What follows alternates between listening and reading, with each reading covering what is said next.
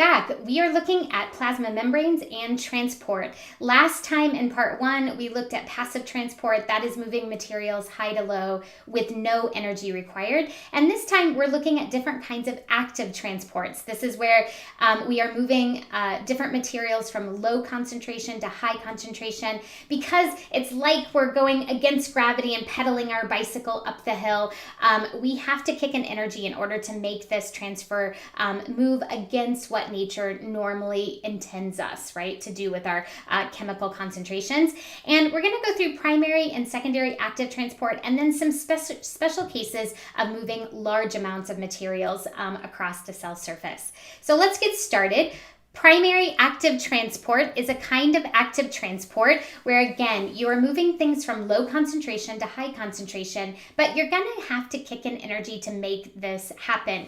This energy molecule is known as adenosine triphosphate, and we'll get to that at a later time.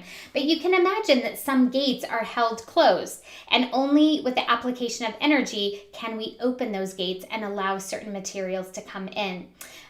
This kind of activity is important, especially in places like the gut, where you want to pull in as many micronutrients, think about like vitamins and minerals that you need in small quantities. You need to pull those into your body, and some way, or one way to do this is to sort of actively go after certain kinds of chemicals and then move them from low concentration to higher concentrations so that you can distribute them throughout the body and use them. So this is a common kind of thing.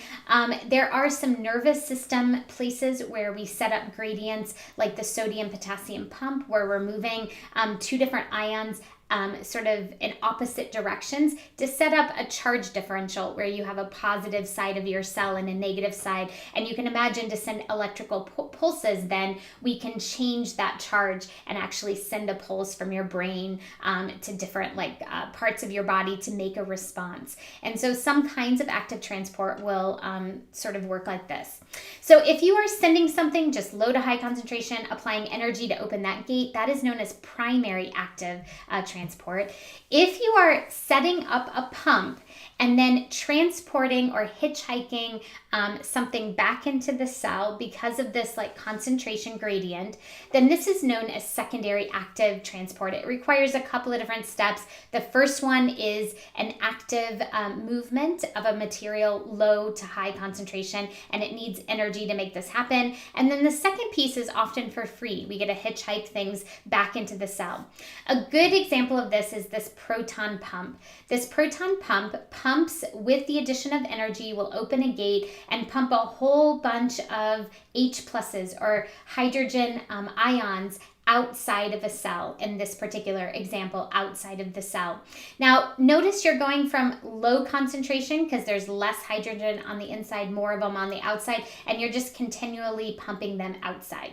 Now, why would the cell do this? The cell does this because then it can set up this charge differential. You have positives on one side and negatives on the other side.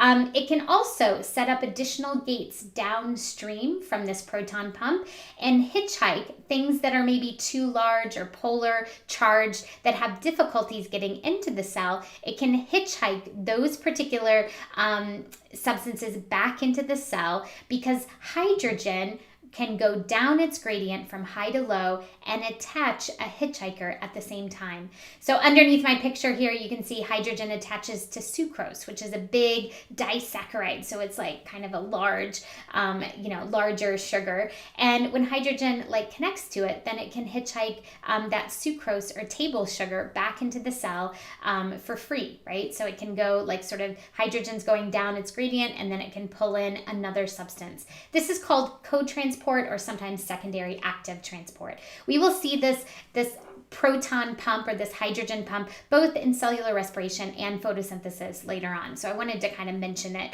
so you have it in mind.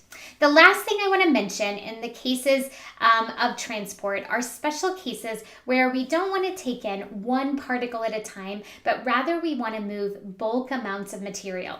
Think about this. If you had to buy your toilet paper rolls, one single toilet paper roll at a time, that might be kind of annoying, right? You'd rather just go to Costco or someplace place like that and buy like a bulk case of toilet paper, and then you don't have to do it for a few months, right? And so cells are like this too. Sometimes when you're growing or making something or like sort of developing new cells, then you need a bulk of a kind of amino acid or a bulk amount of a fat or a sugar or something like that. And so these special cases, exocytosis and endocytosis, are ways to move things in bulk. So many kinds of like particles all at once into and out of the cell. Exocytosis, exo means exit. So this is where vesicles of usually waste products will collect in the cell, and then it like moves towards this cell membrane. And as it like sort of moves towards this cell membrane, it folds inside out, kicking a bulk amount of materials outside of this cell. This might be in times of like when you release something like adrenaline very, very quickly. You want a lot of adrenaline all at once so that you can stimulate some kind of short-term stress response in the body. And when we do this, we can sort of exit or have that adrenaline exit in these vesicle packets in bulk so that you can release a lot of something at one time. Endocytosis, endo means into, and endocytosis is just the opposite. It's where the cell membrane is going to sort of pinch off and sort of take in particles, right, that become vesicles that are then transported inside the cell. This is how cells will take in either specific nutrients or non-specific collections of nutrients into the cell so that they can use it. There are three kinds.